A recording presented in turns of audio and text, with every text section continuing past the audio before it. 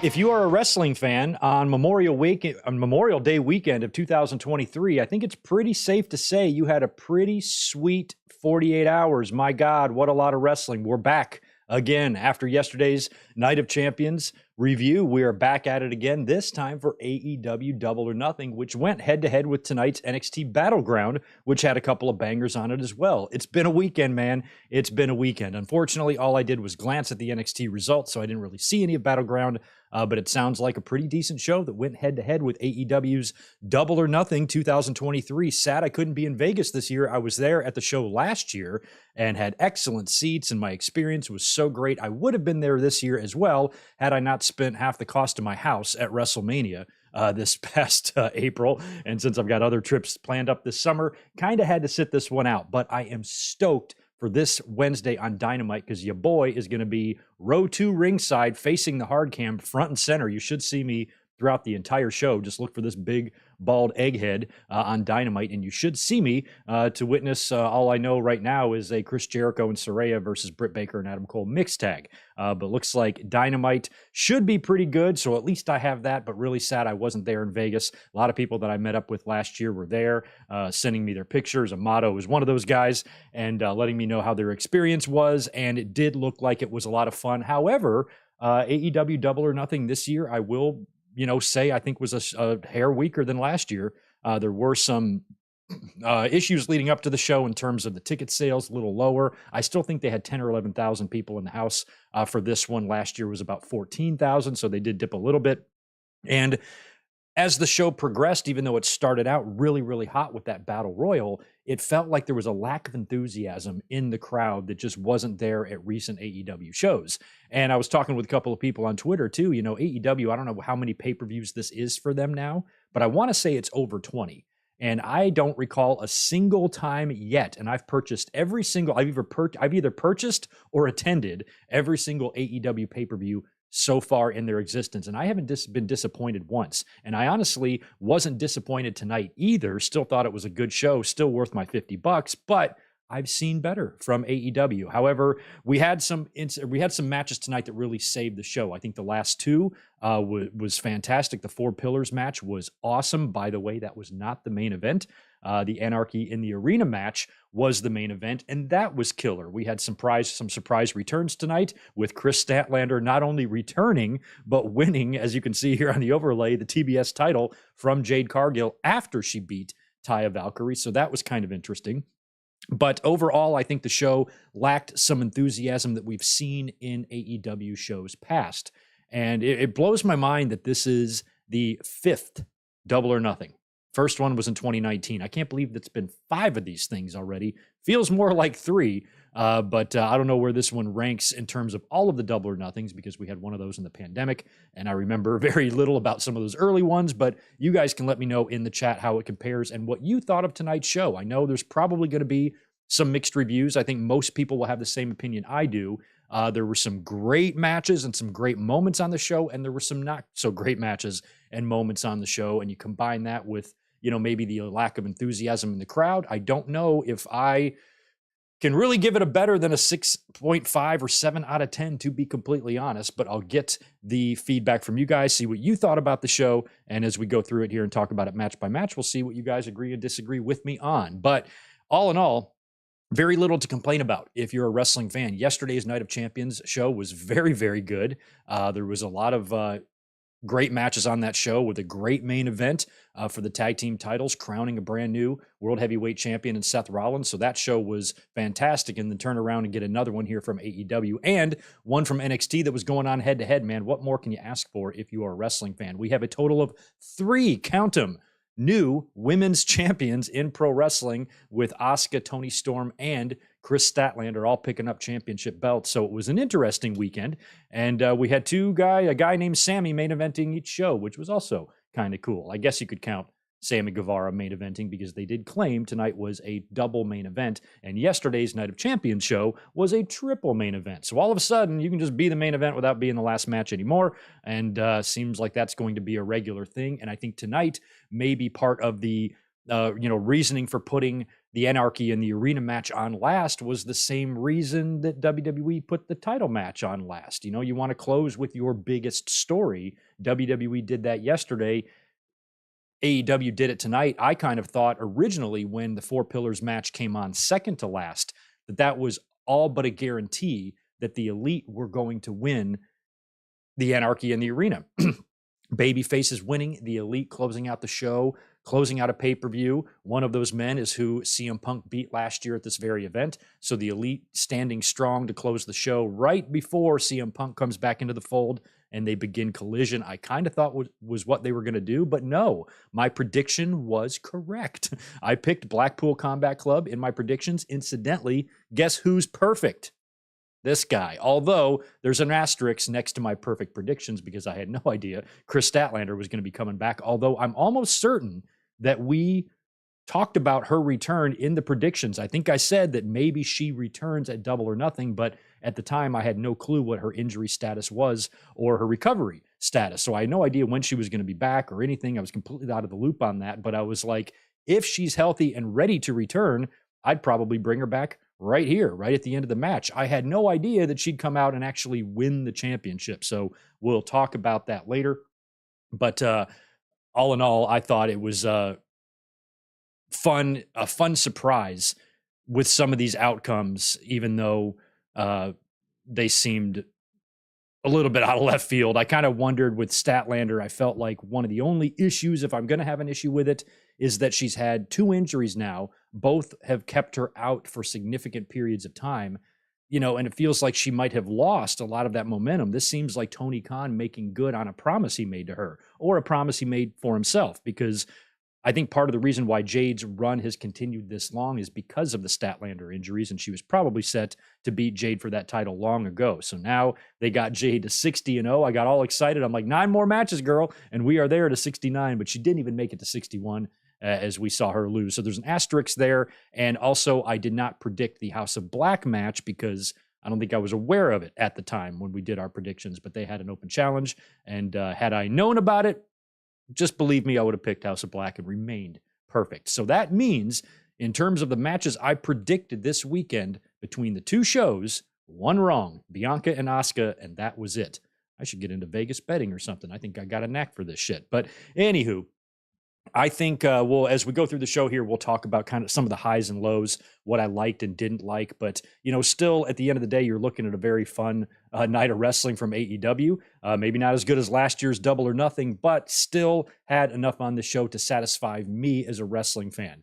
And, they're never going to be perfect. But in terms of AEW on pay-per-view, they've been pretty damn perfect in their, short 4-year existence here. If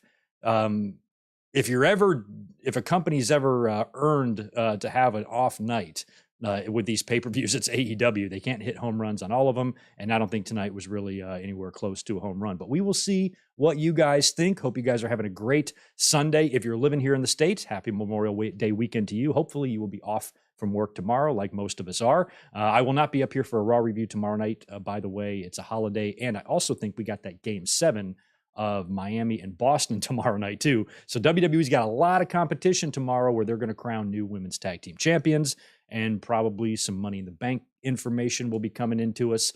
But they're going to have a lot of competition, not only with people at the beach, barbecuing, enjoying their holiday, watching basketball, doing a lot of other shit. So I'll probably look at a little bit of Raw, but I'm not going to have a hard eye on it, and no review is planned as of right now. And then this coming Wednesday, I'll be at Dynamite for that show. So I'll probably try to get up here on Thursday or Friday morning with some sort of a review on my experience, like I like to do for all of the shows I attend now. So keep a lookout for that this week in case you're wondering. But let me cruise here to the chat, say hi to all you guys. Then we will start running through these matches one by one. Total of 10, since they did have the Hardy Party against Ethan and his Ass Boys take place on the buy-in. And there was a little bit of confusion on that Blackjack Battle Royal too, which we'll talk about it.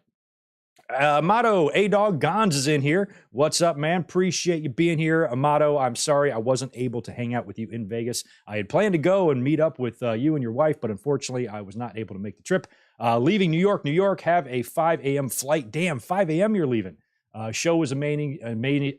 Show was amazing, minus that guy who was yelling during the whole Four Pillars match. Amato sent me a video of this dude like in a Cornette shirt, just screaming, Orange Cassidy sucks, or whatever the fuck he was saying. Imagine that, actually paying money to go to a show to scream out things that the person who thinks for you says.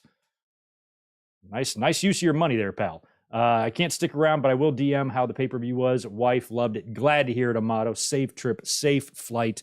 And sorry I wasn't able to hang out with you this weekend, but we will meet again. Tomas Aridia, 1 week from tomorrow, I'll be joining him and Zach on their YouTube channel, reviewing King of the Ring 1998. Good to see you, buddy. Appreciate the 5. The main events made the show. The whole undercard felt overbooked and underwhelming. Yeah, a lot of it was overbooked. I think I really did like the Wardlow and Christian match. I'll talk about that here in a minute. I'm kind of going backwards in the comments here, so forgive me if I'm all over the place. Deshaun Robinson, my member for 9 months. Appreciate you being here between NXT Battleground and Double or Nothing. What a night. Spectra, member for 9 months. Love the show. At least 2 5-star matches. in the world title and main event. 2 5-star matches. I don't know if Meltzer will rate them that high, but I did very much enjoy both main events. I did, regardless of the strength of the show. Those 2 matches were good. Our Anarchy wasn't as fun as last year's, but it was still fun. Also, 9 months already. Insert pregnancy joke here. Yeah, I got to figure some way to insert a Sammy Guevara and Ty Mello joke in there, who, when they came out, announced in the main event during their entrances via the cue cards that Ty Mello is in fact pregnant and the couple is expecting their first child. Congratulations to the 2 of them. Sammy and Ty, you're going to love it. That kid is going to shit, piss, and puke all over you. It's going to require 24-hour supervision. It's going to cry all night long. It's going to drain your bank account. It's going to resent you as a teenager, and it's going to have power struggles with you as an adult. Best of luck. Just kidding. Best of luck to Sammy and Ty. Very happy for them. And that's excellent news. And you know that Tony Khan and AEW will take very good care of them in terms of paternity time and maternity time and all that stuff. So congrats to the couple. Cherry on top would have been Sammy Guevara picking up the title tonight, but it was not to be. Mark Galan, appreciate you being here. Appreciate the $9.99. I was hoping Roderick Strong would turn on Adam Cole, put him out of commission, and then save Don Callis from Kenny Omega and aligning himself with the BCC. Yeah, maybe that could have worked. Maybe there's still time to do that. You might have been the person that pitched this last time too, and I was all for that. It's just I felt like it would have been too much doing it tonight. Adam Cole's got his Chris Jericho issue right now. It feels like you wrap that up first, then you move on without a ton of overlap there. They can overlap a little, but if the issue isn't over yet, then maybe it's not time to do that, because Cole and Britt are going to face Jericho and Saraya on Wednesday. The JAS is going to be there. You know that Roddy's going to have to be there to back him up. And I feel like if Roddy was going to turn on Cole, then Cole would be feuding with Roderick Strong and targeting the Blackpool Combat Club or joining up with the Elite. And that can't really be done until he's completely finished with his shit with Chris Jericho. And, that was one disappointing match in my mind, because I was really looking forward to Cole and Jericho, but the match was just really, really flat. And I think Cole should not be in there with any more 50-plus-year-olds. Let's have Cole in there with top talent in the company and some main eventers. And I'm booking, if I'm in charge of AEW, I'm booking Adam Cole and MJF at All In. That's what I'm doing. But we have a long way until that arrives. That should do it there for the super chats. Let me circle back. Welcome JJ Legg, Zach Palgett, Chris Barrera. David Brown is here. The Juliet is in the house. Joshua Aparicio is here. So is Alan Barkley, along with Rodrigo. Yachiro is in the house as well. Who else we got? Isaiah.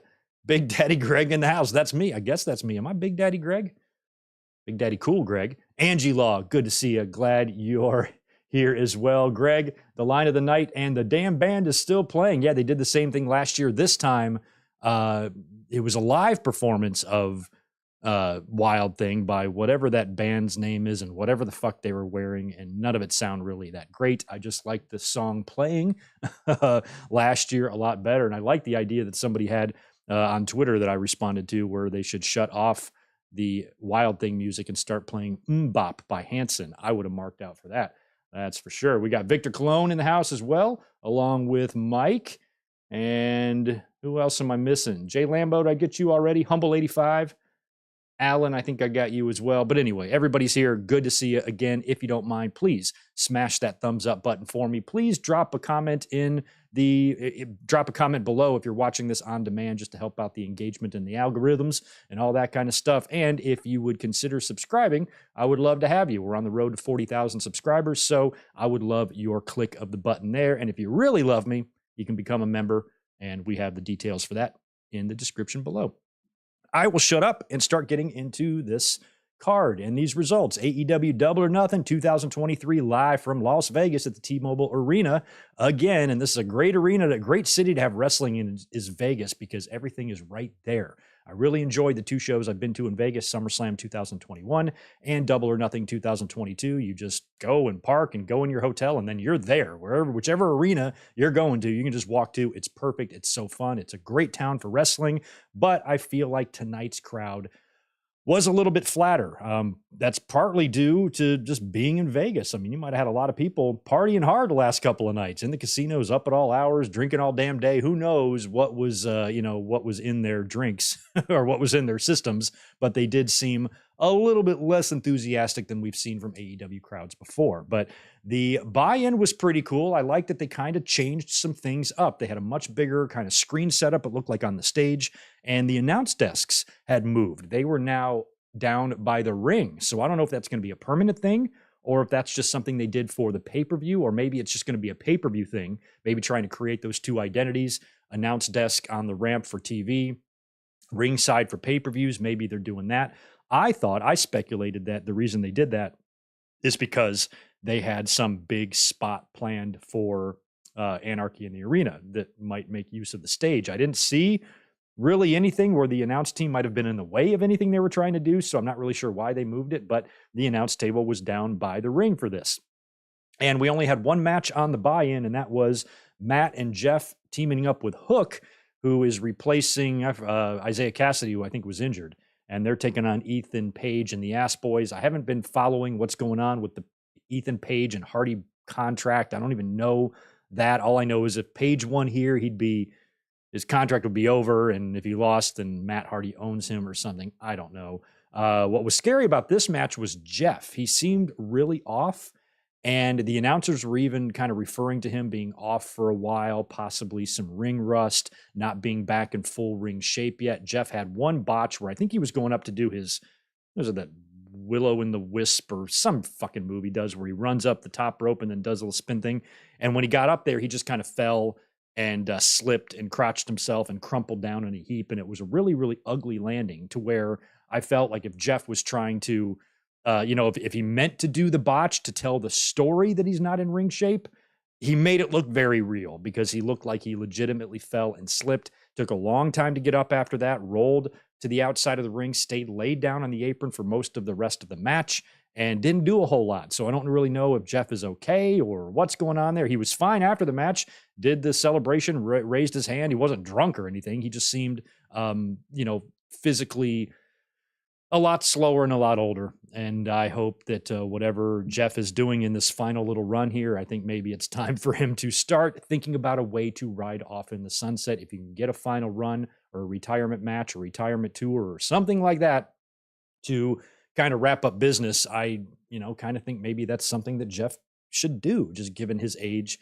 and the style he's wrestled now for 25 years plus has definitely taken its toll, and you can see it now. You can see it in Jeff, and that's a little bit sad. But at the end of the day, Hook did tap out Ethan Page with the red rum, and Hardy's and Hook reigned supreme.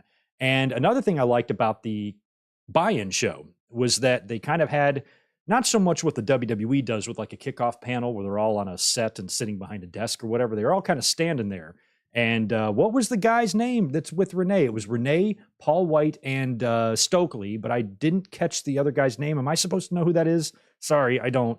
And they did the panel together just kind of standing along ringside. And I think it was a hilarious rib to put Stokely all the way on the end next to Paul White. And Renee called Paul White the Big Show once during the buy-in, and she kind of joked. She goes, "That stuff's going to happen. Sorry, my bad," which was pretty funny. And then they would kind of like take turns reading the matches, like the promo cards.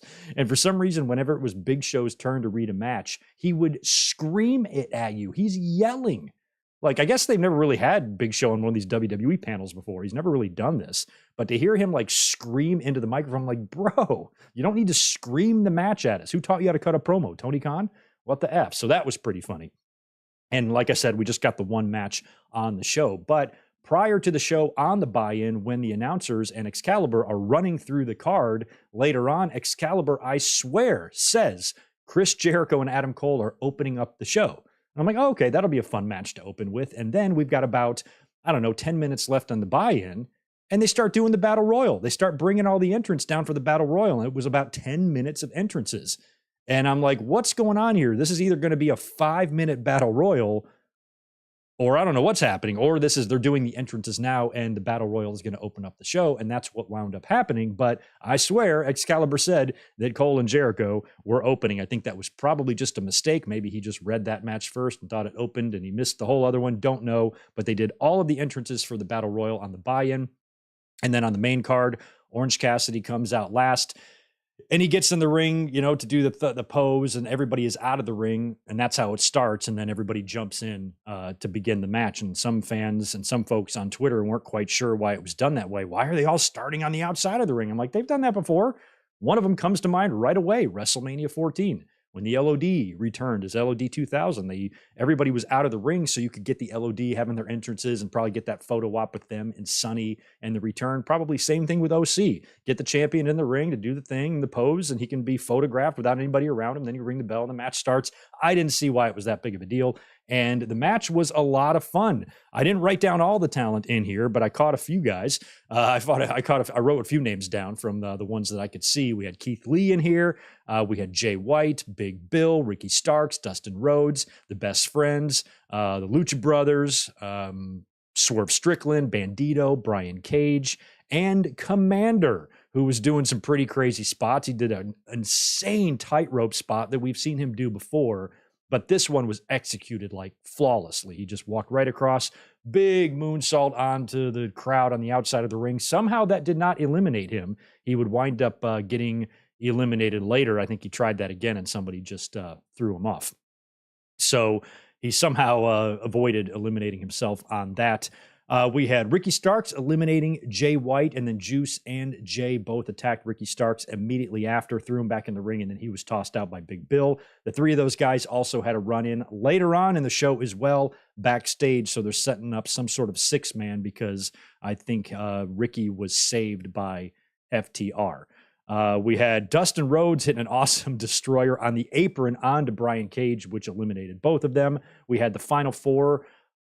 The final four was Swerve, Strickland, Big Bill, Penta, and Orange Cassidy. This was a lot of fun. OC and Swerve turned out to be the final two. Lots of battling on the apron. Swerve kind of had this match won, I think, like twice, but opted not to take advantage for whatever reason. The first time he was trying to, make a point by stuffing Cassidy's hands in his pocket to toss him out, and Cassidy was able to fight back, and Swerve had a chance to get him out on the apron as well, kind of hesitated, allowing Cassidy to get the advantage, and then he nails Swerve, with a kick or something, and Swerve is kind of hanging onto the top rope, balancing on the apron. Cassidy was just doing the same thing right before then. This time it's Swerve, and Cassidy starts loading up for the big orange punch, and then he realizes all he's got to do is kick Swerve's hand, and he kind of shrugs his shoulders and kicks his hand off the rope. Swerve falls back. He's eliminated. Orange Cassidy retains the international title in the Blackjack Battle Royal. That's the way I figured it should go. I would not have taken the title off of Orange Cassidy here, given how he's been defending this title like such a workhorse for the past several weeks, getting a lot like Darby was with the TNT title. And I really enjoy seeing these title matches on Dynamite on an almost weekly basis. And I feel like when he loses, it should just be in that environment. Lose to somebody returning, lose to a Miro or something like that, would carry a lot more weight than having this great run with this red hot wrestler and a red hot championship for that run to end here in a battle royal to somebody random. I don't know. I just wasn't feeling it. So I'm very happy to see Orange Cassidy retain. If you want to take the belt off him now, this coming Wednesday on Dynamite, go ahead and do it. But I don't think here in the Battle Royal was the right spot for me. But still, a really fun opener. Yeah, there was a lot of booking going on here. The style of this Battle Royal might not have been for everyone, but the finish and the final four and everything from that point on, I thought was really good. And it was an excellent way to start the show. Things were feeling fine after the Battle Royal. Good match, fun opener. Orange Cassidy retains. Everything's going fine, right? And then it's time for the match that Excalibur thought was going to open up the show, Chris Jericho and Adam Cole in their unsanctioned match. And right off the bat, this shit started not making sense. Now, I already had an issue with Sabu being brought in, and I know there's a lot of chatter, too, about Sabu and the double standard, the things that he said. And Tony Khan, of course, had that reactionary tweet where he banned Hulk Hogan from AEW. And now people were like, what about Sabu? It's all about, well, what about? It's always what about? What about? What about? What about? I don't know why the fuck they made this decision. I don't really give a shit. It's not really them wanting to do business with Sabu, because what can Sabu really do in wrestling at this point? Anything he does is going to be nothing more than an appearance. So at the end of the day, I don't care too much about that, but I don't like Sabu, and I really haven't liked anything that he's said in recent years, and I don't have a whole lot of respect for the guy. But if they brought him in, fine, that's their decision, whatever. I was more concerned with him being so ridiculously out of place, especially when Adam Cole during the contract signing is like, I've called somebody, I've got friends, or you got the advantage, but I knew you were going to say that. So I placed a call to somebody who lives in Vegas or whatever. And you think, I'm like, okay, Bobby Fish or anybody else in the world that he's had history with from NXT or Ring of Honor or wherever he's been. And the person he mentions is Sabu. How have these two guys even met? Have they even been in the same building before doing anything? Adam Cole and Sabu, I have never even thought of in the same sentence. So him bringing out Sabu just didn't make any sense to me. And then they brought him out to be the enforcer. But why? Why is he the enforcer? Why wouldn't he just be in Adam Cole's corner like the rest of the Jericho Appreciation Society is? Why are you going to bring him in as a referee when really he's just there to help Adam Cole? So that's what I thought in my head. Then we get to the match here, and Jericho, I believe, comes out first, I think, and then they announce, well, I guess maybe both guys. I forgot the order of who came out. But when Sabu is making his entrance, he's got a chair, and he immediately hits one of the JAS guys. And within less than a minute into the match, he is in the ring, chair fencing with Jericho. And then he's fighting Jericho, whacking Jericho with a chair. And then he ends up climbing to the top rope and diving off the top rope through a table onto, I believe, Angelo Parker, and doing a table bump. I'm like, okay, why didn't Adam Cole just bring him in as a corner man? Because he was the enforcer. He wasn't even the real referee. I think it was Aubrey for this whole thing. So there was no reason for him to be there in a referee's capacity. Why didn't they just have him come out there as an ally to Cole? That would have made more sense than the enforcer, since Cole is the one that called him anyway. When is it up to wrestlers to call around and find referees for matches? You know, shouldn't that be a Tony Khan call, at least in kayfabe? You know, maybe it would have been made more sense if Cole was like, you know, I talked to Adam Cole, or I talked to Tony Khan, and he agreed that these odds are not very fair. So he has made a ruling that he wants a special enforcer. And Chris, it's somebody you know very well, and his name is Sabu. Something like that would have made more sense than Adam Cole saying, I personally called Sabu on the phone. I can't imagine why Sabu's number would be on Adam Cole's speed dial, but whatever. So none of that made any sense. And then it made less sense when the match started and Sabu immediately comes out there. The referee starts coming out there and brawling with everybody. Could you imagine if Mike Tyson, I know he was in DX technically going into WrestleMania 14, but it's not like he jumped right in the ring and started swinging on Austin, and that's what Sabu did here with Chris Jericho. Just very weird. But I guess it was fun for some fans and Tony Khan to see Sabu make an appearance in modern times, do a table, do an extreme spot, and maybe that was a bucket list thing for some fans. I don't think I've ever seen Sabu wrestle live. I've never seen it, so good for y'all. I'm glad you got to see that. This match was filled with everything, despite the lack of enthusiasm from the crowd. The match itself was good. I don't really want to see Adam Cole and Jericho continue too much further after this. I hope they wrap this nonsense up by June, at the end of June, so Cole can go on to bigger and better things. But I still thought the match was good, despite the limitations that Jericho might have at this stage of his life, being at the age that he is physically. Not his fault. If I was 50, I wouldn't be able to be doing lion salts and moonsaults very well either. But we had fire extinguishers. We had a big long chain that had handcuffs attached to it, and a lot of just your typical weapons in your unsanctioned match. And I did like the fire extinguisher spot when Cole, I think he was in the walls of Jericho, or the Lion Tamer, and he blasted Jericho in the face. As expected, we did get a Britt Baker appearance here. That felt pretty likely. Last year, Cole and Britt were together winning the Owen Hart tournament. And this year, Britt coming out to help out her man was kind of predictable, but still okay, I guess. She comes out with a kendo stick, starts laying waste to Chris Jericho. Saraya then shows up and chases off Britt, and they go brawling or chasing each other through the back, allowing Cole and Jericho to finish their match. That's when Jericho busts out that handcuff chain thing, and they get each of them I think he handcuffs Cole first with the intent of handcuffing the other side to something else, but instead Cole turns the tables and then puts the other handcuffs on Jericho's wrist. So now the two of them are chained together. So it's basically a combination strap match, chain match, unsanctioned match. So we got everything going on here.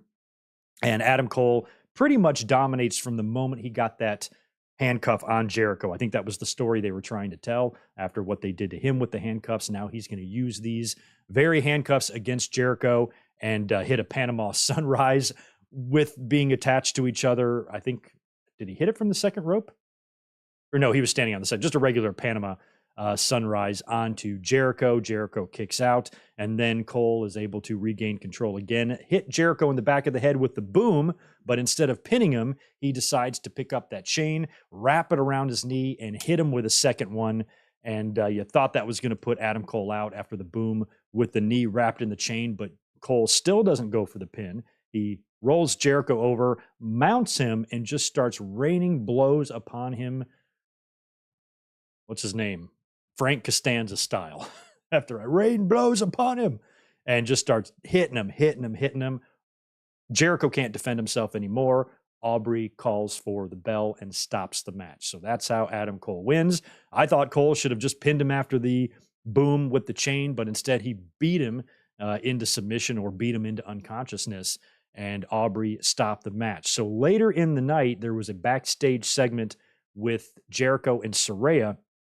They're bitching to the camera, and Jericho's bitching about referee stopping the match when he never lost or didn't give up, so he's all mad now. So they propose that on Wednesday's Dynamite, we do a tag team match, Cole and Baker against Saraya and Jericho. Later on in the show, Excalibur would confirm that Tony Khan has agreed to make that match official, so that's official. And then as Jericho continues to yell, it's kind of a dumb spot, or half cool, half dumb spot. Jericho is still yelling, and then some like backstage attendee or backstage arena worker says, "Hey, you have to be quiet. You have to calm down." And then Saraya's like, "You can't talk to him like that. You can't talk to him like that." And while she's saying that to the dude, Jericho's getting a fireball ready. And as the poor schmuck turns around, Jericho hits him right in the face with a beautiful wrestling fireball. He goes down, and it's just a little bit weird. Why would you bother hitting a fireball on a backstage guy? And why would this backstage guy in an arena that's filled with people right now, with hundreds of workers, staff members, and a locker room and backstage area full of wrestlers all talking and yelling and all sorts of noise happening, Jericho just yelling at a camera is something that that somebody needs to stop by and tell him to cool it. Like, was it really that out of line? And why would Jericho burn the face of a random employee? You know, Ace Steel bit Kenny Omega and he's still suspended. Jericho can third-degree burn some poor guy in the face and he's going to be wrestling on Dynamite. Where's the fairness in that? But it was a little silly of a segment, and I kind of laughed. But Jericho and Saraya, that's going to be an interesting tag team on Wednesday. I'm excited to see that. After that, we had FTR defending their AEW tag team titles against Jay Lethal and Jeff Jarrett. Again, I was looking forward to this match going in, but after, kind of the underwhelming letdown of Cole and Jericho, this match really felt a little flat too. I was not as interested in it. I wasn't looking at it, with any sort of, real investment, like, oh my God, what's going to happen here? I really like the combination of Lethal and Jarrett, but I like tag teams, regular tag teams more. And FTR, many consider are the best in the world. And I would rather just see them up against the Guns, the Bucks, the Luchas, actual teams. And, AEW's tag team division has always been one of the strong suits of the company. And I think it should continue that way. So I wasn't into seeing FTR drop the belts here, despite the fact that I've been pleasantly surprised with with Jeff Jarrett in AEW. He's been extremely entertaining. And now with Karen Jarrett showing up last week, I thought maybe the table was set for Jarrett and Lethal to win the titles here, but luckily that would not to be. Of course, we know Mark Briscoe is the special referee for this thing, and we knew we were going to get his involvement in the match somehow. And like I said in the predictions in my last couple of podcasts, whenever we've talked about this, I said that I really want and hope that FTR and Mark Briscoe and kayfabe stay on good terms, that they stay friends. Because after the war that the Briscoes and FTR, the wars, I should say, that the Briscoes and FTR had, everything culminating with that dog collar match in just one of the most amazing tag matches ever, right before the death of Jay Briscoe. To me, that should be the lasting image of anything FTR versus Briscoes. Now, in the future, if you want to do something FTR, and one of them's going to feud with Mark or something, fine. But I think it's a little early for that. It just feels like Jay, just passed away. And I think that FTR should remain, in storyline anyway, on good terms with Mark Briscoe, like indefinitely. Just as a fan, I'm not ready to see them be at odds. So I certainly didn't want to see Mark Briscoe screwing FTR or helping Lethal and Jarrett in any way on purpose. Maybe inadvertently is fine, but I certainly didn't want to see any heel turn from Mark Briscoe because he is fantastic. I think he should replace Excalibur on commentary. He should be there every week calling the matches, or at least make him the commissioner. Commissioner Briscoe. Holy shit, man. Can you imagine that? Oh, man, we'd be eating chicken every night, and oh, man, it'd be so good. I want Commissioner Briscoe. Maybe one day we can get that. But during the match, a spot that we knew was going to happen is there was going to be some sort of ref bump involving Briscoe, and it turned out to be Jarrett accidentally hitting him over the top of the head with the guitar. And then we get a shatter machine right after that to Jay Lethal, but of course there's no referee because Mark is down. Now this is pretty funny. We get Aubrey, because Mark Briscoe's out, so we get Aubrey rushing down to the ring to count the 3 after the shatter machine, but Sonjay won't get in out of her way. He's standing in her way. He won't let her pass. He keeps moving side to side, and she's trying to get around him. And that's when Karen Jarrett comes in with a guitar in a spot that cracked me up. And she cracks Aubrey right upside the head with the guitar. And since Karen is wearing these big ass heels, she then falls. Just the whole thing. The guitar shot to Aubrey's head actually looked pretty decent. But when Karen fell, the whole thing just made me laugh out loud. And I don't really know why. So Aubrey was not able to come down there and make sense of this or to help out at all, since she was stopped by Sonjay and Karen, excuse me. And then we get Dax in the ring. He's being held up, and Jarrett hits him in the face with the tag team championship belt. And after that, Briscoe kind of starts coming to a little bit. He goes to count the 3, but that was a near fall, so Dax survives the belt spot. Jarrett, what the heck? I can't read my own writing. Oh, okay. Yeah, Jeff Jarrett kind of got mad at Mark, and I think he shoved him or he struck him or something, and Mark struck back. Jeff, of course, gets hit, falls right back into a shatter machine, and they get the win. So FTR retains with the shatter machine in a finish that was somewhat predictable. I figured it would have something to do with Mark getting pissed. I was hoping that the heels would do something to piss him off and he'd smack one of them and that would lead to the finish. That's what we got. Maybe a little bit overbooked. Did we need a Karen Jarrett guitar shot? Maybe not, but I liked it. And I laughed, and that's all that's important. I thought that was great. I cracked up during that. So at the end of the day, FTR retains. That's what was most important to me. As much as I like Jarrett and Lethal, didn't really want to see them as AEW Tag Team Champions, and I hope that this issue between them is mostly resolved and we can get some FTR feud with another really great team. That's what I hope. So we will see what happens on Wednesday if anything continues between all these men. After that, it was time for the TNT Championship ladder match with Wardlow defending against Christian. I was looking forward to this one. Wardlow has recently aligned with Arn Anderson, who's trying to instill that killer instinct in Wardlow, and honestly, that might just be what he needs. I mean, Arn has been pretty hilarious when he's been on commentary with the whole gun thing, dating all the way back to his Cody days. Arn is hardcore, and he gives zero, count 'em, fucks. He does not care. He will say anything. He doesn't give a shit. And I like the fact that he's trying to instill that strength in others. You know, he would do that with Cody too. He'd slap him right in the face. Get your ass out there.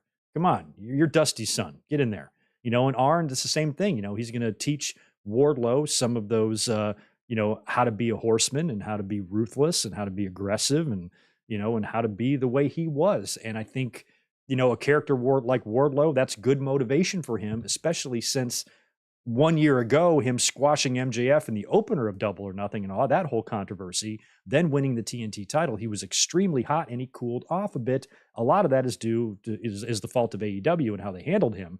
But they really, really cooled him off, and it felt like they kind of intentionally cooled him off, but I don't think they meant to do it. So now Arn, I feel like, breathes a little bit new life in Wardlow. If Wardlow was by himself here, I probably would have picked Christian to win the title because I think Christian would be a great TNT champion. He's great on the mic, but we already have a heel champion that's doing that kind of stuff in MJF. So to have two of those guys doing it at the same time, maybe not what you need. So it was due to Arn Anderson's alliance with Wardlow.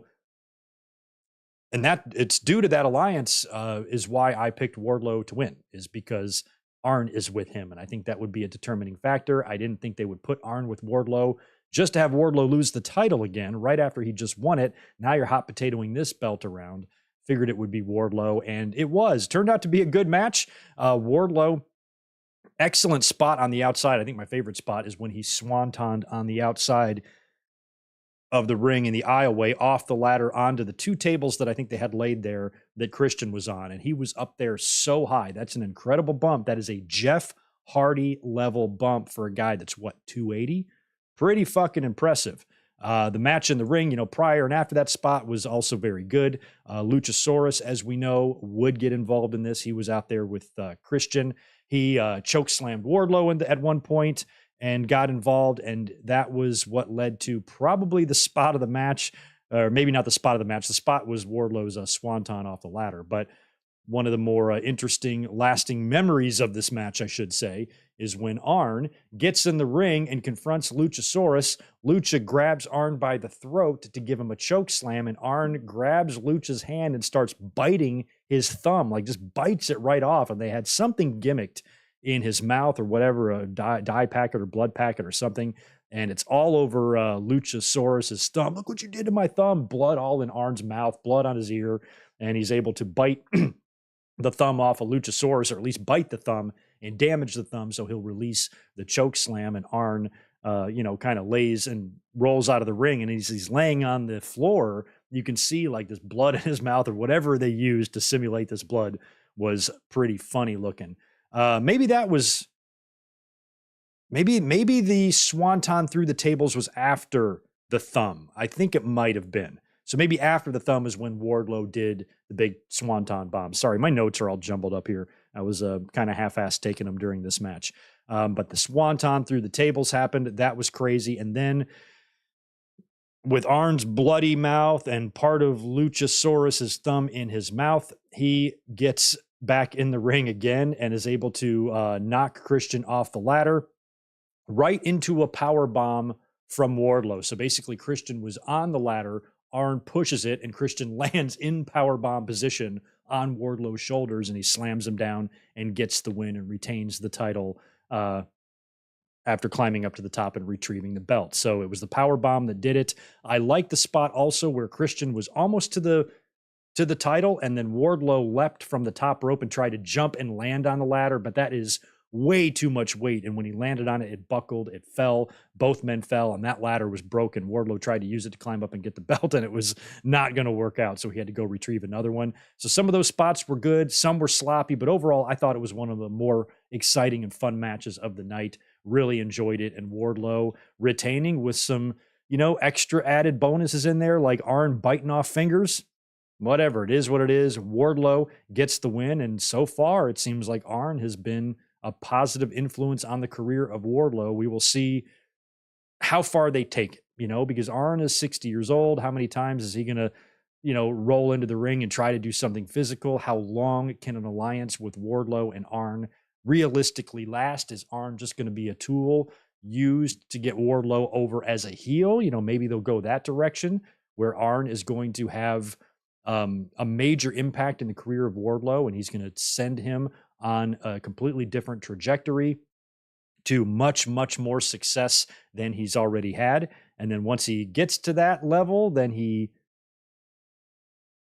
does away with Arn and disposes of him, no longer needs him, sucked up all his resources, and now, now he can be a killer heel after he turns on Arn. Who knows how long any of that is going to last, but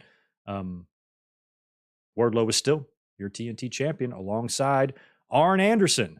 Up next was a match we had our doubts about. We had some serious concerns about Jamie Hayter defending her AEW women's title against Toni Storm. I predicted this match correctly because of the injury we already know that exist to Jamie Hayter. And I was worried that if she needs to take time off or they need to get the belt off of her, then she could probably lose here, because I don't think AEW wants to get themselves in another situation where they have to do an interim deal again. So with the women's title. So Tony made her entrance first, and then it was time for Jamie Hayter. And when she didn't come out, you knew right away, up, here we go. They're going to do something. So we mentioned in the predictions that it was possible that this match didn't even take place.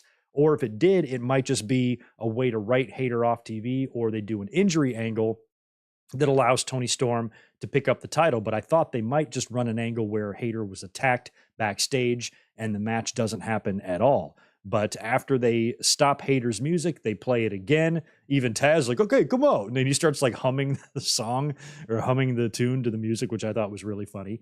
And she doesn't come out again. And then she kind of gets kicked through the entrance, and the Outcasts, the other two Outcasts, had gotten to her, and they're beating the hell out of her down the ramp. It's 3-on-1. She's getting annihilated, thrown into the steel steps. They're working over her injured shoulder.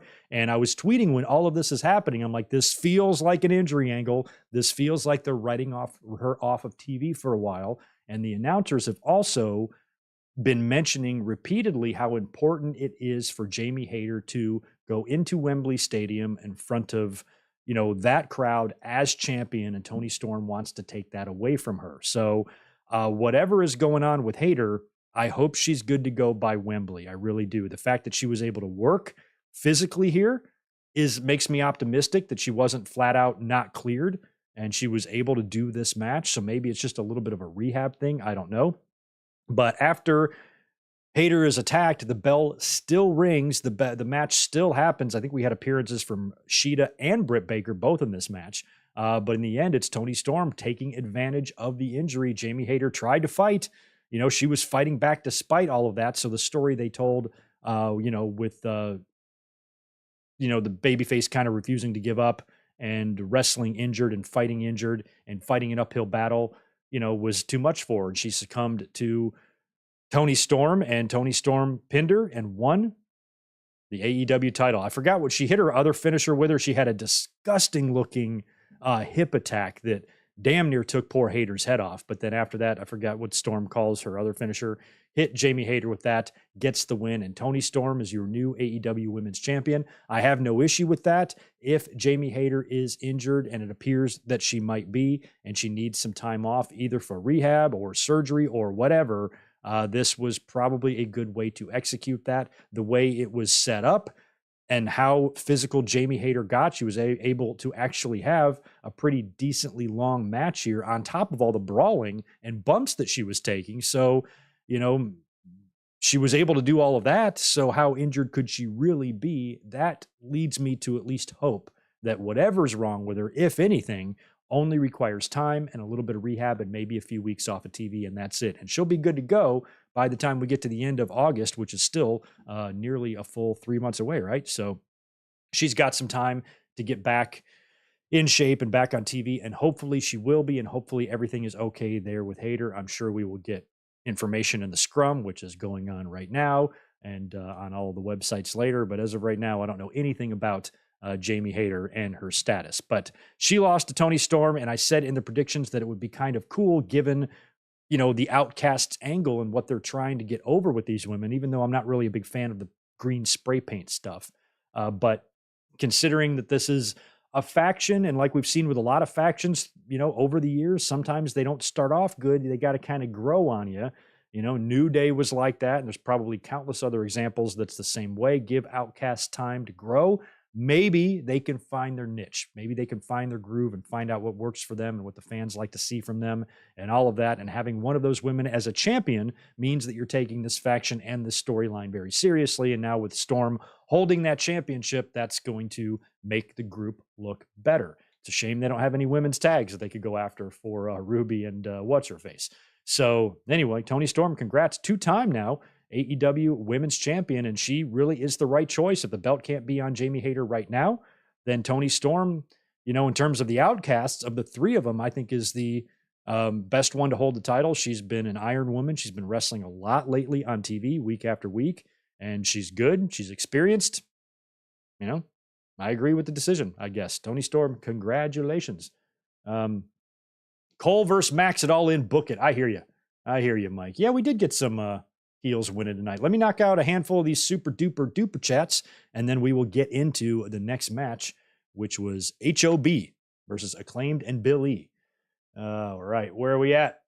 Tomas, I got you.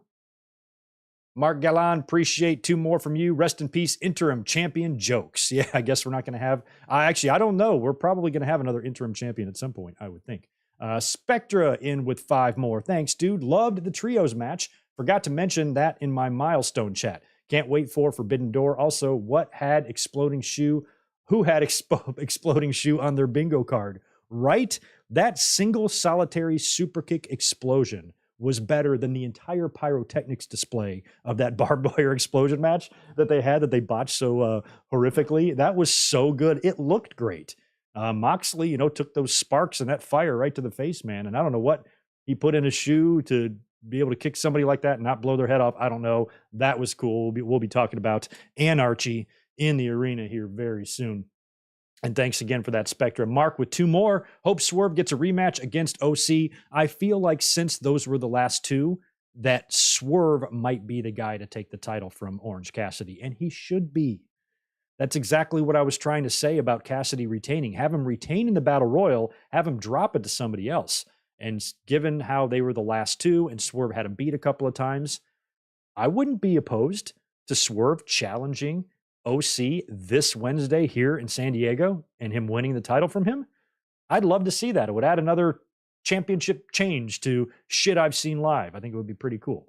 So if they did that, I'd have no issue against it. And right now, when you're thinking about who the person could be to take the title off of OC, unless you want to count somebody like Andrade or Miro, who's not even back on TV yet, in terms of the guys you got, ain't many better than Swerve. And I think that Swerve not only should be a championship contender for Orange Cassidy, he should be a world championship contender in AEW. He should be right there with the MJFs and the Jungle Boys and the Adam Coles and all those guys. I don't know why he's not. Hopefully he will get there because he is talented. Mike, appreciate the 2 from you. BCC and Takeshita versus Elite and Ibushi, blood and guts. Something is going to happen there. You got BCC up a man, with the 5 of them now, just the 4 elite guys, and they're going to need somebody to even up the odds, and Ibushi would be perfect.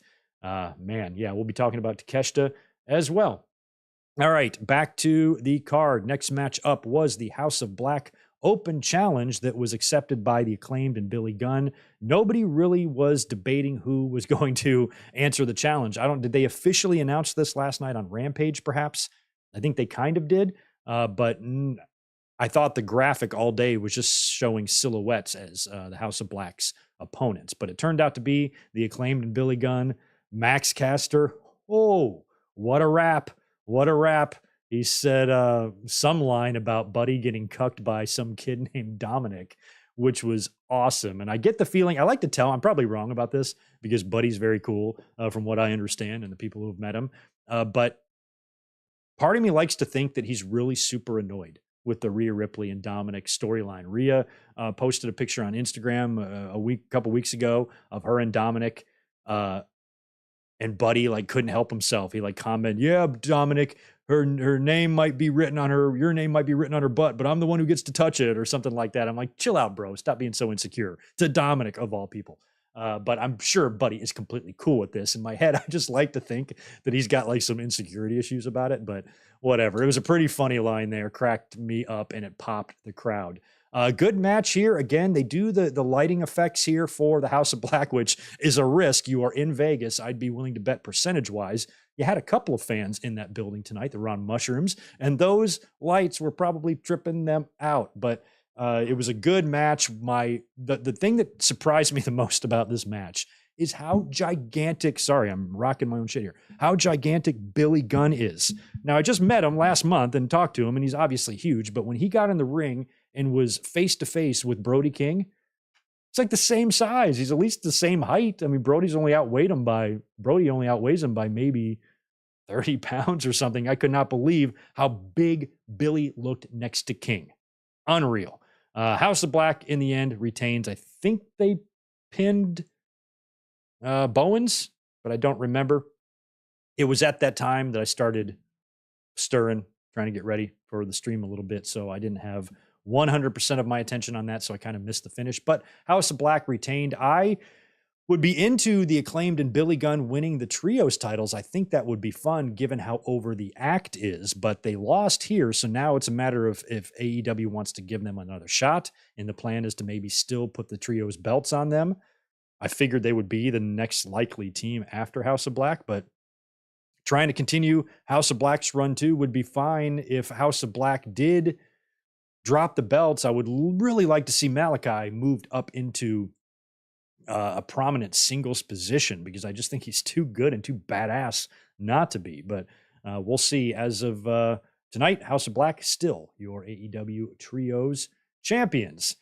Then it's time for the TBS title match. Jade Cargill defending against Taya Valkyrie. We predicted Jade to win in the predictions just because it didn't feel like the time to really end her run yet. We talked about Chris Statlander and who's the person that's going to beat Jade Cargill. And a lot of fans felt like Tony is still waiting for Statlander to come back, and she'll probably be the one to do it. So I said in the predictions, I have no idea what her status is with her return or her recovery or her injury. No clue at all. She could still be 2-3 months away from returning for all I know. I had no idea, but I said if she is ready, and if for any reason she's healthy and cleared and ready to return, I don't see how you don't bring her back tonight at Double or Nothing. And we saw her return, but we need to get to Jade and Taya Valkyrie first. Both women had special entrances. Taya had kind of like a Vegas showgirl type of entrance.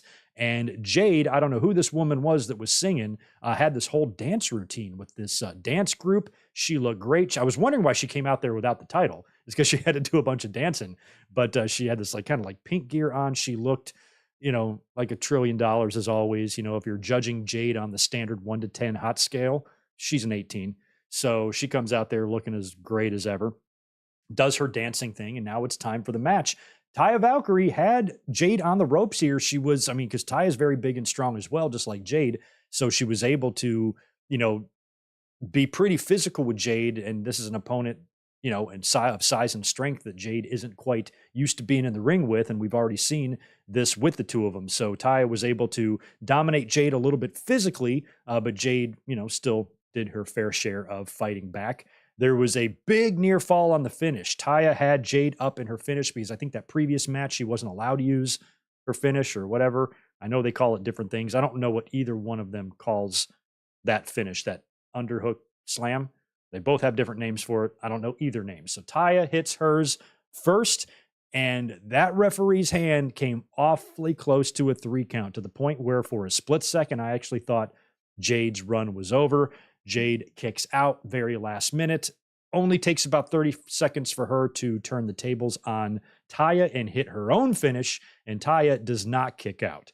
So she puts Taya Valkyrie down. She moves to 60-0. They put the graphic up on the screen, and the minute that fucker got on the mic, the minute Mark Sterling got on the mic, I said, here we go, because you can tell.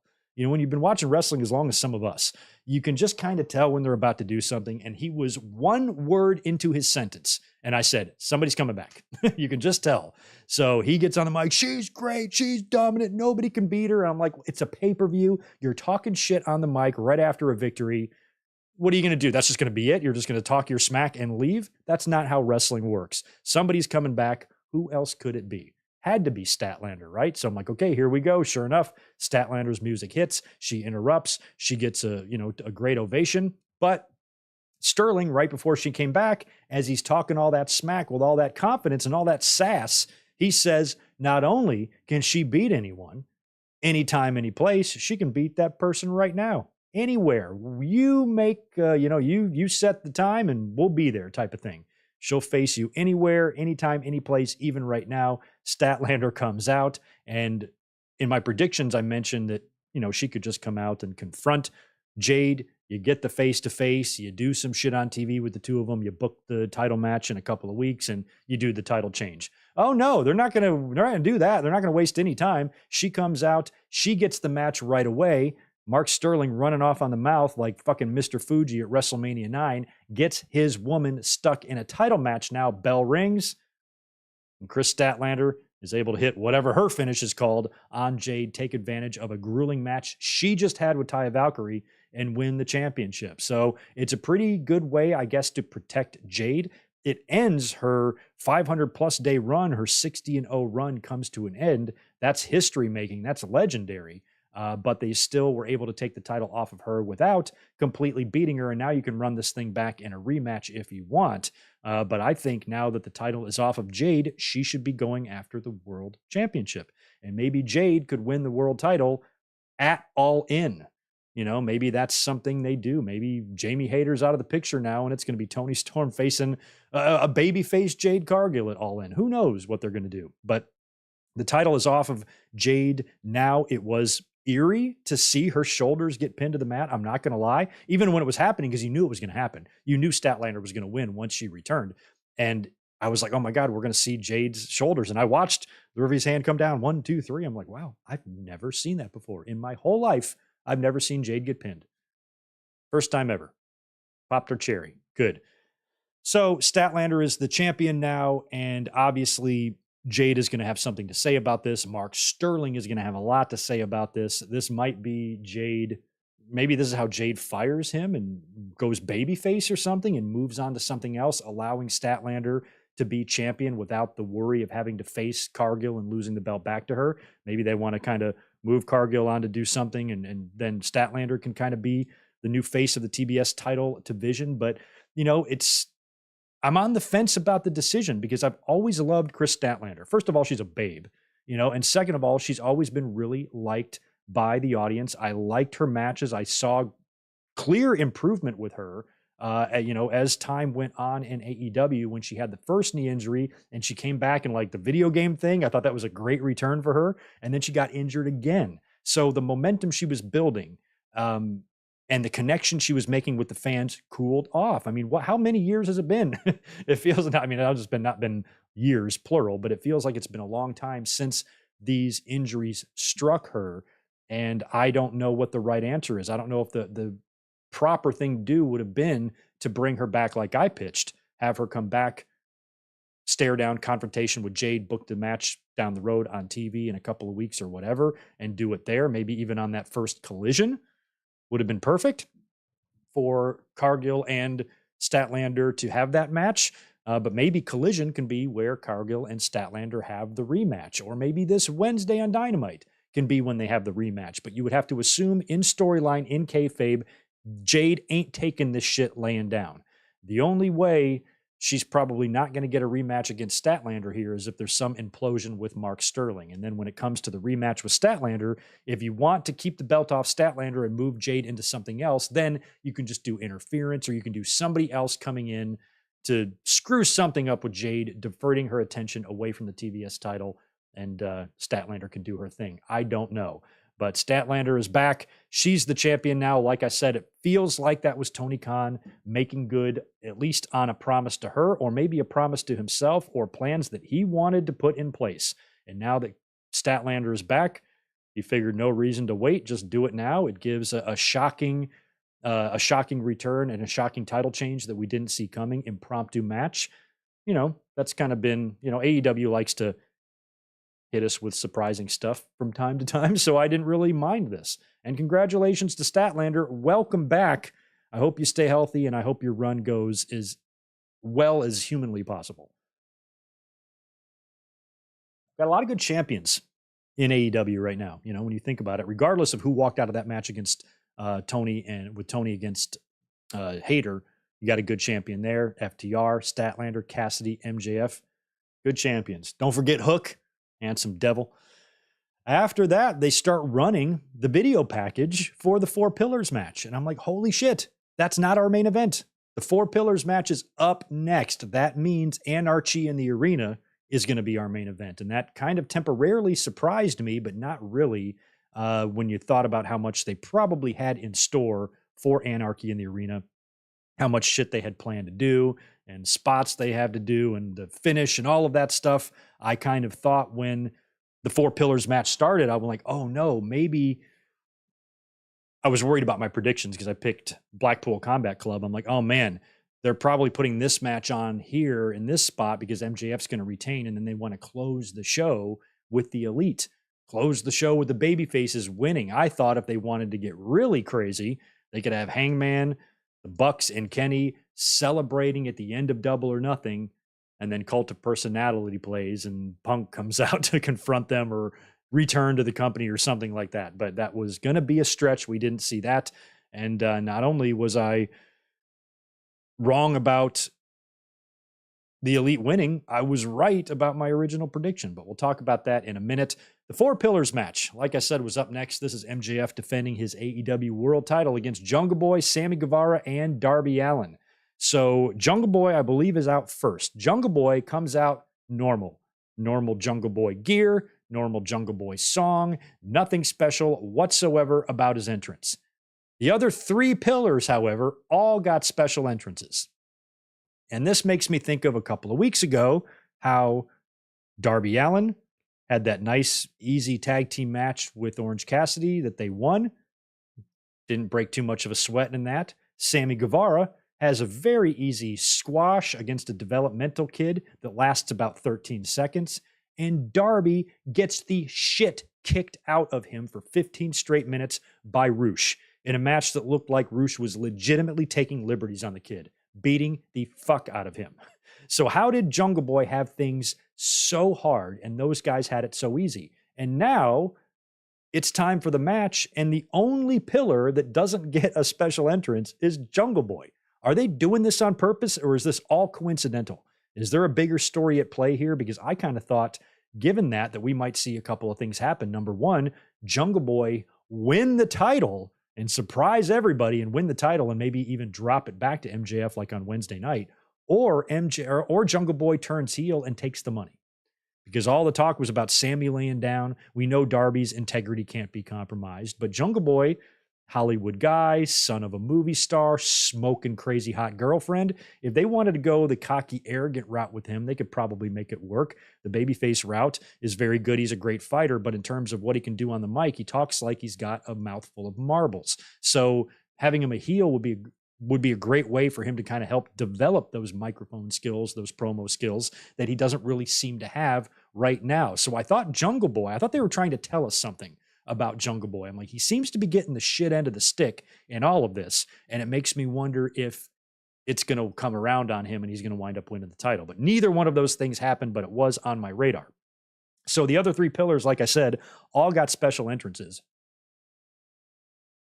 My favorite of which was Sammy Guevara and Ty Mello, who came out. And please tell me that Sammy Guevara has new music and he hasn't had this shit for like a year or something and I slept through it. I don't recognize the Sammy Guevara music that he came out to. Sounds new, but if it's not, I'm going to be embarrassed that I somehow didn't realize that.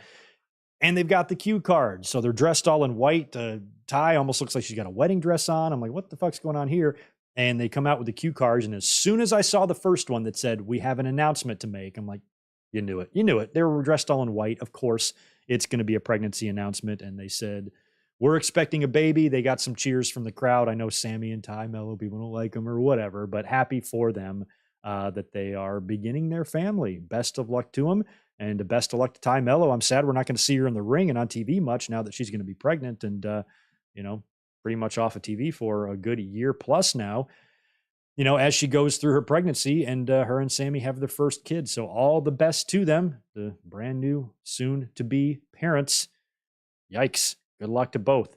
And would have been a pretty nice gift for Sammy to win the title here. But again, that was not to be. Darby Allin also had a cool entrance. He was in one of those little chapels or whatever, and he had like somebody dressed up with a MJF cutout on his face. And then Darby shows up with like a skateboard, and he's dressed in like an Elvis jumpsuit, which Darby looked pretty cool in. He beats up the MJF lookalike and drags him out of there. And that was kind of his whole special entrance, was on the video wall. And then he came down in that Elvis kind of gear too, which looked really cool. And then MJF had this big grand entrance where he was on this elevated throne, kind of like Shawn at WrestleMania 25, how he stood on that thing and it lowered. It was kind of like that.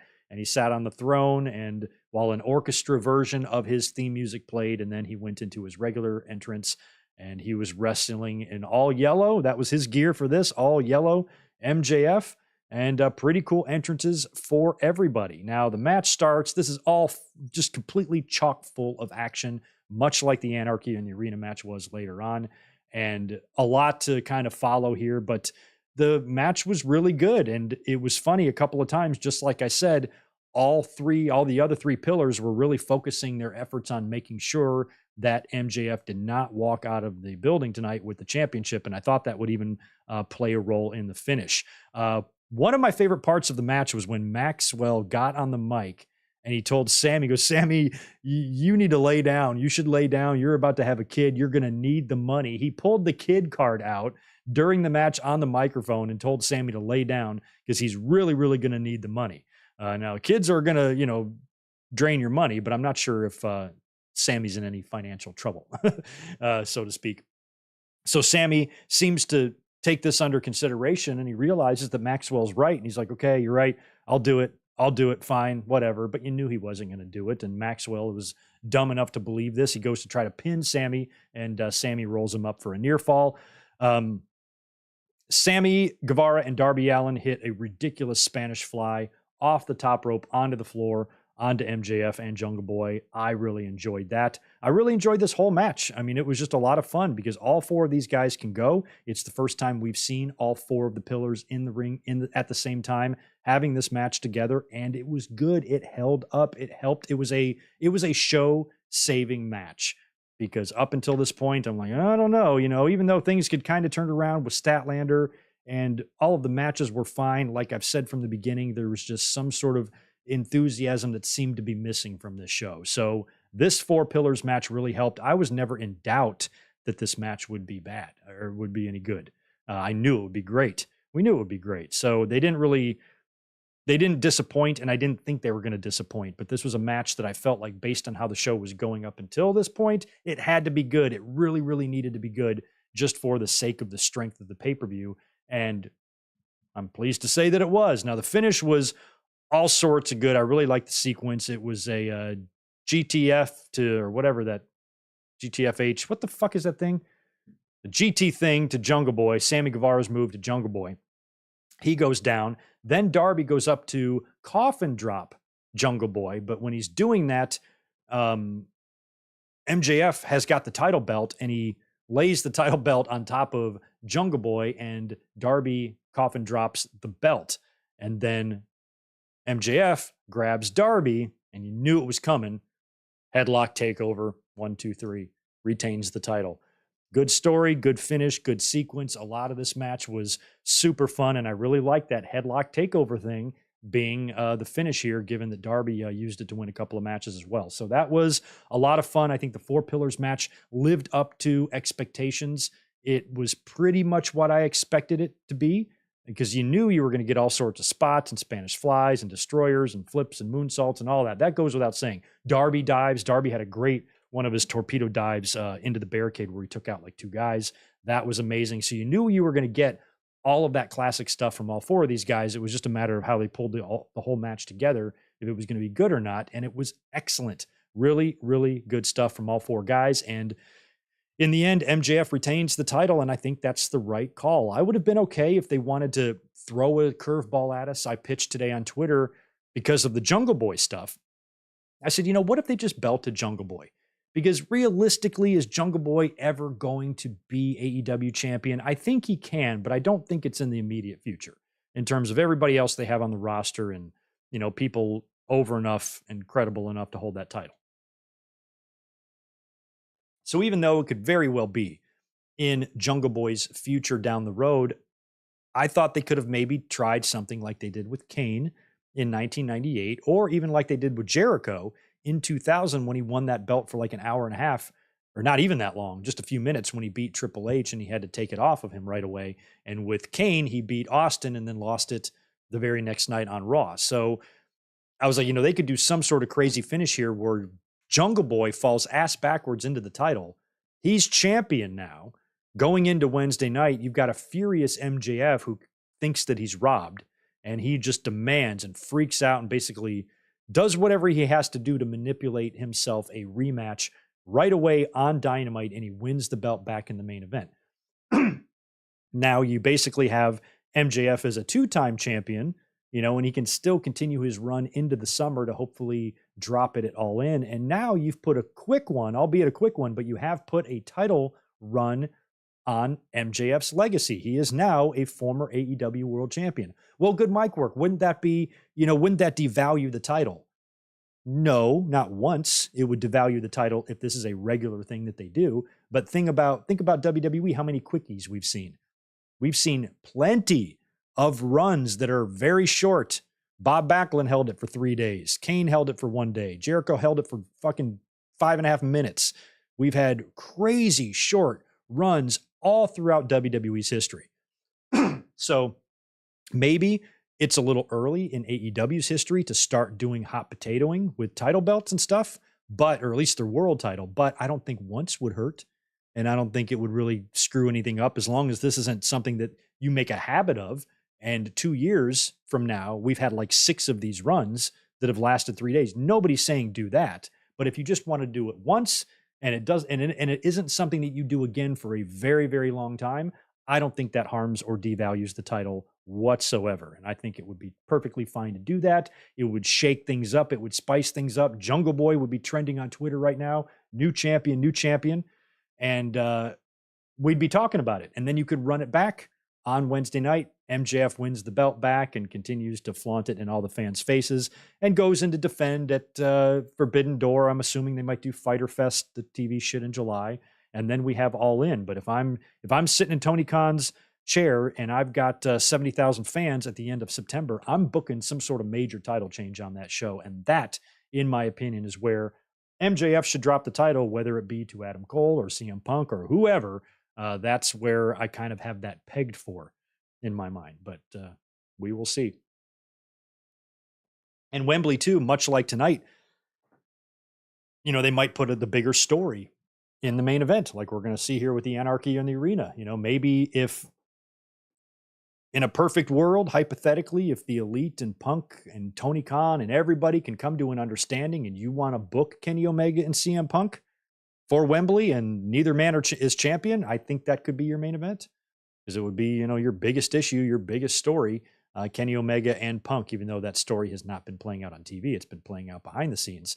Or an FTR and Punk against the Elite, something like that. You might have to book for Wembley. Otherwise, if you are going to have your world championship defended in the main event of that show, I'm doing a title change and I'm belting some big over babyface, like an Adam Cole, like a Hangman Page, like a Kenny, somebody like that. But Cole, I think I would vote for over everybody else. But we will see what MJF's future holds this summer. He's still champion. I expect him to remain champion. He's probably not going to have too many TV title defenses to worry about. He might have to do one, but I don't think between now and All In, MJF needs to worry about television championship matches on Dynamite. I think he'll defend it Forbidden Door, and then maybe if they're still doing the Fyter Fest thing, don't they do that in July's? Maybe he'll do something there, but other than that, I'm just waiting for All In or All Out, which apparently both are happening a week apart. It's going to be an interesting end of the summer. But summer hasn't even started yet, so let's not worry about the end of it quite yet. Before we get into the Anarchy in the Arena main event, let me cruise back to the chat, knock out a couple of more super chats, including a generous one from Mark. But first, let me hit that one from Spectra. Thank you so much, dude, for that deuce. Am I the only one that really wants an OC Kip feud? I don't know if you're the only one. I like Kip Sabian. I don't know if I could pull off big pink fluffy hair and eyeliner. I don't think I could do it. I think I'd look really weird. But he pulls it off pretty good. I like Kip Sabian. He has a lot of charisma to him. He has entertained me plenty in the past. Him and Penelope are a good pair. And a lot of people seem to like Kip. And he hasn't done a whole lot, since returning. I'd be okay with the OC Kip feud. But if you did that, I feel like you'd have to put the belt on Kip in that situation. But I don't know if other people are in line ahead of him. I don't really know. He was in the Battle Royal tonight, right? So yeah, he hasn't done a whole lot. He's kind of off my radar right now, even though I've always been a fan of him, despite his whack ass hair. Mark, thank you so much, my friend, for the very generous for the very generous 1999 drop there. Was hoping Anna Jay would have screwed Jungle Boy out of the title and aligned herself with MJF. Wow. Taking the offer given to Jungle Boy previously would give her something to do now that Jericho has Saraya and Tay will be gone. Yeah, that's true. But then Jungle Boy, I know it's a different day and age. It's not the 80s, but if you're going to split up Anna Jay and Jungle Boy on screen, they're still going to be traveling together. Their Instagrams are going to be loaded with pictures of each other and stuff like that. And MJF pretty much stays in character 24/7. So then you'd have to have Anna start traveling with MJF and stuff. I'm not sure if it would work like realistically for fans, but I was kind of hoping along those lines of somebody, because MJF, they made a big deal about MJF offering that money, right? So I kind of thought somebody was going to take it, or that was going to play some sort of a role. We would get a swerve like Jungle Boy taking the money. Didn't really think Darby was, or your idea, Anna Jay or some sort of outsider coming in, taking Maxwell up on his offer to help keep the title around his waist. We'll see. Guy, good one. Mark Andre also won it. I mean, they were doing crazy shit in '88. They were giving championships. Hulk Hogan, Andre the Giant, and Ted DiBiase all physically wore the Winged Eagle title in the same night. Isn't that crazy? That's crazy. On the title's very first night ever in the company and in existence, 3 men held it. Crazy. So yeah, I'm not really too worried about, hot potatoing belts and stuff like that, as long as it's not a habit. It's not done too often. It's used in certain situations when it calls for it or when it's appropriate. And somebody like Jungle Boy, I think just like WWE kind of testing the Jericho waters there when he briefly won that title on that Raw in 2000, it took him another year and a half before he would actually get that championship, but they were able to stick it on him, and we got the visual of seeing him with the belt, and I kind of thought maybe that's what they would do with Jungle Boy, and part of the story would be, Jungle Boy winning a championship that he really wasn't ready for. Maybe it was a surprise to him too that he won the title, and now he's like, oh my God, now I'm in, the shark cage, and I have all these challengers and all these comers, and I got to keep my head on a swivel, and I don't know what's coming next. And MJF easily takes advantage of that experience and that kind of deer in the headlights look that a Jungle Boy championship run might give him, and capitalize, win the belt back. And now you put a championship run on Jungle Boy's resume, and MJF continues on. I thought it was doable, but it would have been pretty crazy. And I think a lot of fans would have been complaining. I can only imagine Twitter. He's not ready. It's not ready. It's not a matter of being ready, really. It's just a matter of doing what's fun. And I think it would be fun to think outside the box. But MJF, still your AEW world champion. Let's talk about our main event, Anarchy in the Arena. This is the Blackpool Combat Club versus the Elite. We knew this was going to be good. Elite comes out first to Wayward Son, and then the Blackpool come out, and they've got the live band. I forget what they're called. Taz mentioned their name a couple of times, but I've already forgotten. And they were playing Wild Thing live for this one. So last year, the song played throughout the brawl. This time, a live band is playing it. So they make their entrance. Just the brawling just starts immediately. So it's impossible to cover all of this, but they're all over the arena. Various parts, just like last year. I had a hard time watching this match from my seat last year because everybody was out of view. A lot of this match felt like it took place in the ring. There was a lot that went on in the ring. Even the referee was bleeding early on in this match. I love the spot where Hangman Page took off the eye patch. We had Matt Jackson on the ramp, Northern Lighting, Wheeler Yuta all the way down the ramp. That was fun. We've seen Matt do that before to plenty of people. Later, we would get a pile driver to Matt on a pickup truck that would knock him out for quite a while until he would hobble his way back on. One of my favorite parts of the match, they did kind of a split screen setup. And on one side, it's Moxley forking Kenny Omega's head, just digging a fork into his forehead. On the other side, you got Claudio swinging Nick like in the concession area. It was so fucking great. My favorite spot of the match, though, was when Matt recovers. I think part of the reason he got pile driven on that truck was so he could be off camera for a while, gimmicking his shoe. So he comes hobbling back as Moxley, I think he's got a hold on somebody, right? And Mox is I don't know, might be a crab. I can't remember what's happening. Moxley's in the ring with a hold on someone, and I think it was Kenny, and in comes Matt hobbling in there, and he goes to super kick Moxley, who's wide open, to eat a super kick. And when he kicks him, his shoe explodes. And it looked great. You could see sparks flying off all down Moxley's shoulder and face. And that singular super kick explosion was better than the entire pyrotechnic rig that they rigged up and botched in that exploding barbed wire match between Moxley and Kenny. It was so good. I loved that. Did not expect to see that. Now, I guess the story here is when he hit the super kick, it kind of exploded his shoe off because Matt is now barefoot. One foot is barefoot. And Moxley gets out a bag of tacks, or one of them gets out a bag of tacks. So you got tacks in the ring, and you have Matt Jackson missing a shoe, and he's completely barefoot, and Moxley picks him up kind of like an atomic drop, I guess, and just slams his feet hard on the tacks.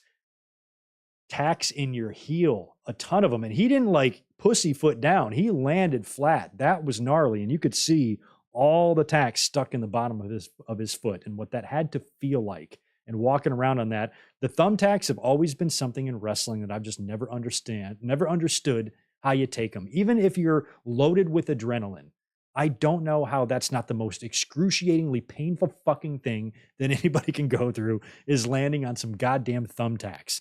I just can't imagine. I've never had to take a thumbtack bump. I've never shoved one in me accidentally, but I would imagine it hurts like shit. And if you got thousands of these things poking in you, I don't even know what kind of adrenaline your body makes that would not make that fucking kill you. So I've always been just weirded out by thumbtack bumps. First time I saw him, it blew my mind. And Matt landing with his foot on all those tacks was super gnarly. And then he would get a mouthful of them later. They get a hold of him again, and they, of course, shove thumbtacks in his mouth. We've seen that spot a couple times with a super kick, but this time Matt gets him in his mouth, and then Claudio hits him with one of his Claudio uppercuts, and literally thumbtacks come spitting and spraying out of the mouth of Matt Jackson. It was really great. Claudio at one point took an amazing running knee by Omega that knocked him right out. I had to write that one down because it was so sick. Like I said, we had the Claudio uppercut to Matt, which I think he went for a cover at that point, and Hangman, after being knocked out of commission for a while, shows back up to make the save there.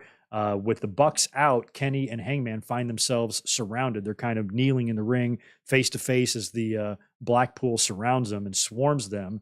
And they just kind of, shake hands or fist bump or whatever and start fighting as best they can. We get an amazing combo on Danielson. It's a dead eye followed by a one-winged angel onto Danielson for a really close near fall. I love that. Don Callis was on commentary for this whole match, so you knew he was going to get involved, and we kind of speculated on that in the predictions. We knew that Callis would probably be involved, possibly even a Konosuke Takeshita, and possibly even a Kota Ibushi. But in the end, we would see what we got. Callis comes out as Kenny and Hangman are dominating. Callis all of a sudden is at ringside trying to get in Kenny's ear again, which seems pointless at this point, given what he did to Kenny, trying to remind him of the issues that him and Hangman have had, and he basically was like, fuck off. Callis then hands Wheeler Yuta, kind of slickly passes him a screwdriver, and he gets literally screwed. Yuta nails Kenny with the screwdriver. Callis then gets in the ring. Okay, wait, maybe Yuta didn't. I think Yuta just had the screwdriver. That's what it is. Yuta has the screwdriver. He was handed to him. Cannot talk tonight, by Don Callis. And that's when Callis gets in the ring. And Kenny, I think he avoids the screwdriver attack or something from Yuta. And he's in there by himself with Callis behind him. And he turns around to see Don Callis, and he knows that he's got, a free shot on Callis because nobody's here to protect him. And that's when a hooded figure slides in the ring and attacks Kenny Omega. And you could kind of tell right off the bat that it was Takeshita because you could see the hair. And he attacks Kenny Omega. He pulls off the hood to reveal that it's Takeshita, which is not that surprising given that Don Callis has been recruiting Takeshita a lot on TV. We wondered if maybe he was just going to join, or both of them would join the Blackpool Combat Club, or maybe they're just allies of the Blackpool Combat Club, not necessarily members. Looks like Don Callis might be trying to form his own faction here. So now he's got Takeshita on his side. They take a screwdriver to Kenny's head, and a finish that I really loved. They allowed little Wheeler Yuta to get the finish, rolled him up in the seatbelt for the win, and the Blackpool Combat Club are victorious, completing my perfect predictions record. Thought for sure I was going to miss that one. Thought for sure I would miss one match on each show.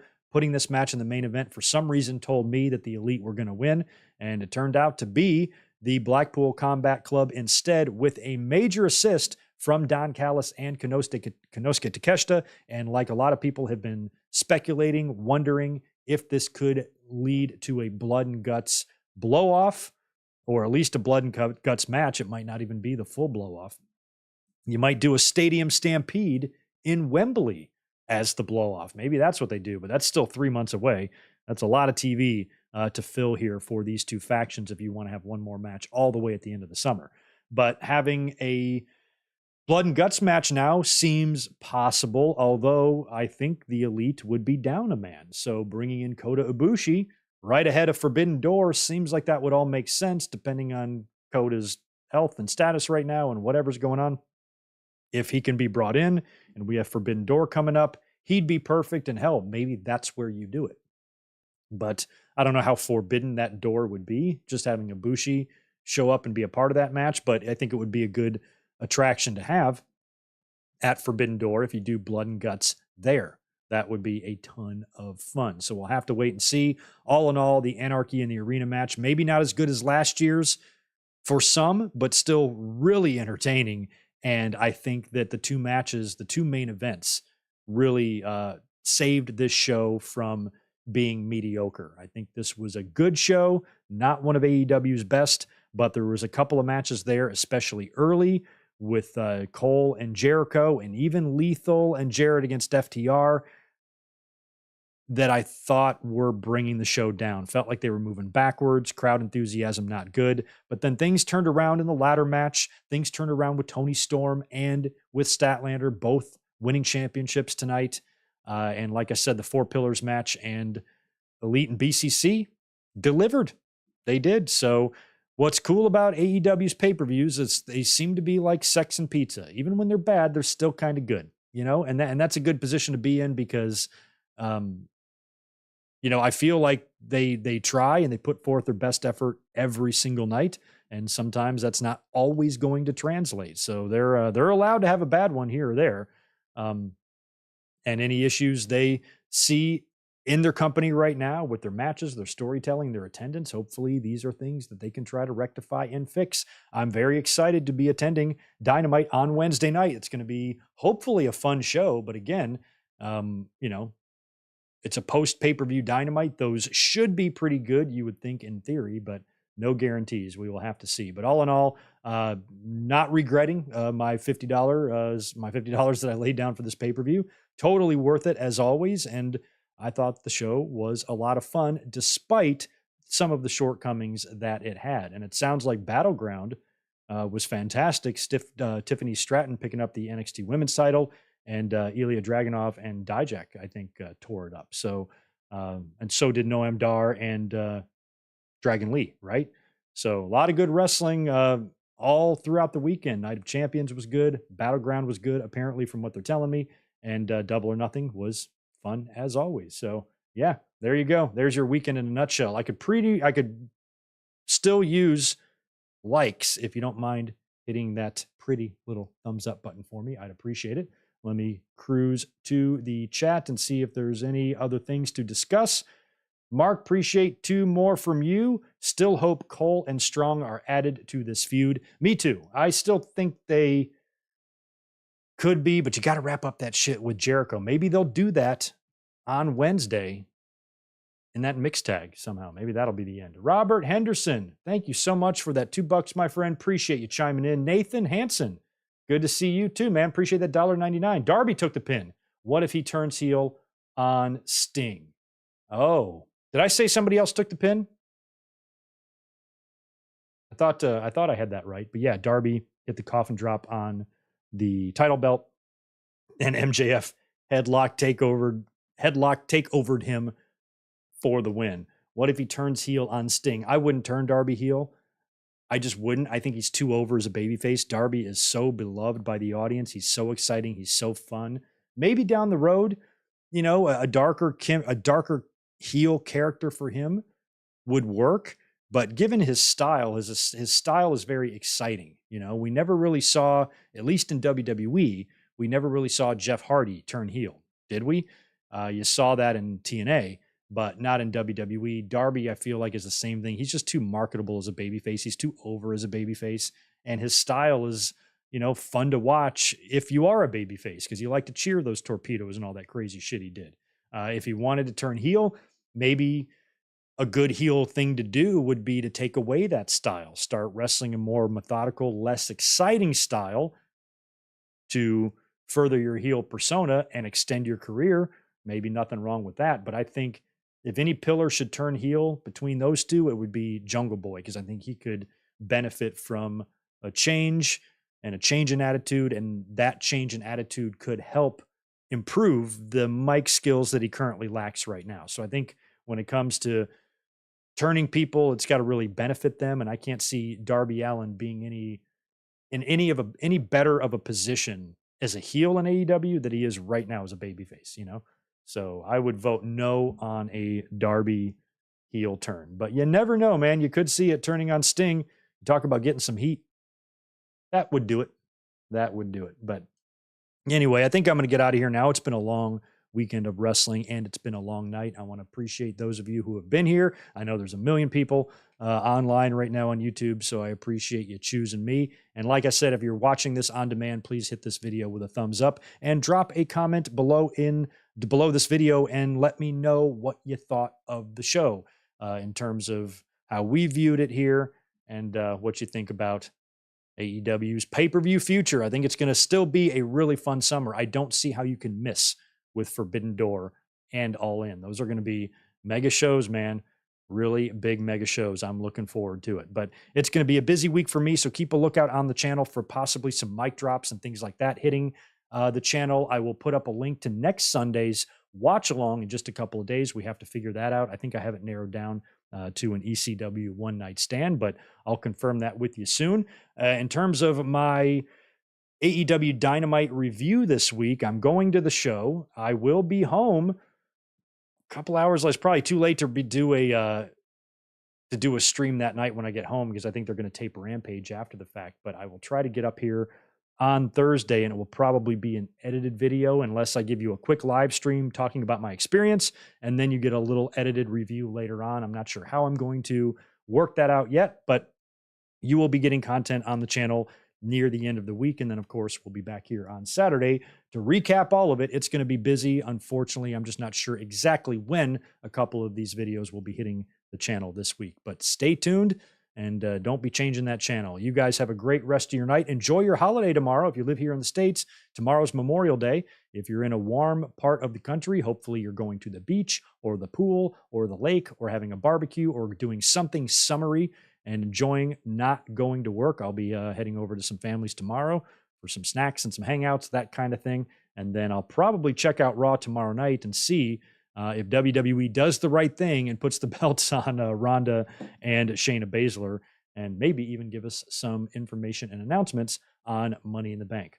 We'll see. But we'll be up here to talk about it shortly. You might have an impromptu stream from me this week, maybe on Tuesday or Wednesday afternoon or something like that. Just not sure yet. That's why it's important to subscribe.